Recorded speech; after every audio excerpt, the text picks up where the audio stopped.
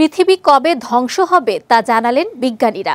সম্প্রতি এক গবেষণায় তারা জানিয়েছেন বিগ ক্রাঞ্চ নামের মহাজাগতিক ঘটনার মাধ্যমে মহাবিশ্ব ধ্বংস হবে।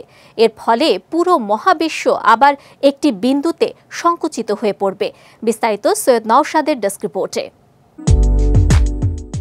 কি হতে পারে মহাবিশ্বের সর্বশেষ পরিণতি? এটি কি অনন্তকাল ধরে প্রসারিত হতে থাকবে, নাকি একদিন সব ধ্বংস হয়ে যাবে? এসব প্রশ্নের নির্দিষ্ট উত্তর এখন পাওয়া যেতে পারে বলে জানিয়েছে যুক্তরাষ্ট্রের কর্নেল বিশ্ববিদ্যালয় ও চীনের সাংহাই জিয়াওতং বিশ্ববিদ্যালয় সহ বেশ কয়েকটি প্রতিষ্ঠানের পদার্থবিজ্ঞানীরা।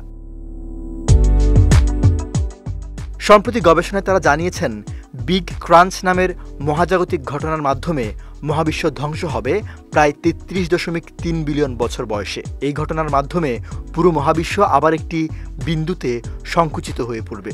মহাবিশ্বের বয়স বর্তমানে প্রায় ১৩.৮ বিলিয়ন বছর। অর্থাৎ এই গবেষণার বিশ্লেষণ অনুযায়ী মহাবিশ্বের অস্তিত্ব রয়েছে আর ২০ বিলিয়ন বা ২,০০০ কোটি বছর। গবেষকরা ডার্ক এনার্জি সার্ভে এবং ডার্ক এনার্জি স্পেকট্রোস্কোপিক ইনস্ট্রুমেন্ট সহ বিভিন্ন জ্যোতির্বিজ্ঞানের জরিপে তথ্য বিশ্লেষণ করে এই মডেল তৈরি করেছেন। এটি প্রচলিত সেই ধারণাকে চ্যালেঞ্জ জানাচ্ছে যেখানে বলা হয়েছিল মহাবিশ্ব চিরকাল প্রসারিত হতে থাকবে। নতুন মডেল অনুযায়ী আরও ৭০০ কোটি বছর প্রসারিত হওয়ার পর মহাবিশ্ব ধীরে ধীরে সংকুচিত হতে শুরু করবে। বিষয়টি সহজভাবে বোঝার জন্য একটি রাবার ব্যান্ডের উদাহরণ দেয়া যায়। যেমন শুরুতে এটি প্রসারিত হয়, তবে একসময় ওই রাবারের টান প্রসারণের শক্তির চেয়ে এতটাই শক্তিশালী হয়ে ওঠে যে তা আবার নিজেই সংকুচিত হয়ে পড়ে। সৈয়দ নওশাদ, বিজয় টিভি, নিউজ ডেস্ক।